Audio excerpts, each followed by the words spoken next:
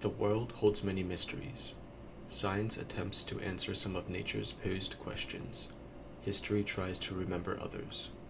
Further, logic and reason do their best to fill the gaps. Yet, despite all this, there are still many things unexplainable by way of these methods, ignoring the claims that they surely must be. These mysteries have historically been approached by way of other means. Superstitions and folklores claim to hold the answers to these questions, and perhaps they do hold some.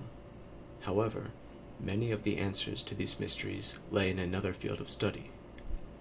What is considered folklore by science and rigid by superstitions, placing it somewhere in between the two, is this appropriate field of study, the study of spooks. Spooks, also known as drafts, are creatures that live, usually unseen, in the world amongst humans. They take on many different forms and roles, varying from small and harmless to large and ominous. They are often seen by humans as fictitious, and are held in the realm of disbelief. Their occurrence is often attributed to one's imagination, shadows, fears, or even ghosts. They often live to complete very singular and seemingly meaningless tasks, which usually nourish, satisfy, or give meaning to their lives. Most spooks blend naturally into their environment, and their existence cannot be separated from it without an intent and watchful eye. Those spooks that do not melt into their environment tend to cause peculiar things to occur in their surroundings.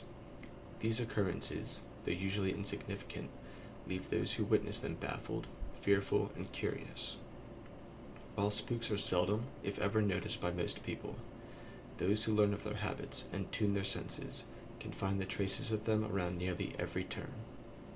Many spooks derive nutrition from moonlight, though the means of which they obtain it varies. Some spooks directly take in moonlight, usually by way of their skin, just like plants do with sunlight. Other spooks consume it indirectly, either through consuming other moonlight-fed spooks, as do carnivorous animals, or by feeding off objects stained by moonlight through saturation. Alternatively, many spooks derive their nutrition not from moonlight, but by completing specific and personally important tasks. These tasks appear very arbitrary, but seem to make up the entire existence of spooks, which must complete them. Doing these tasks is something like scratching an itch to spooks, and gives them a nourishing relief. This means of getting nutrition is known as feed through action.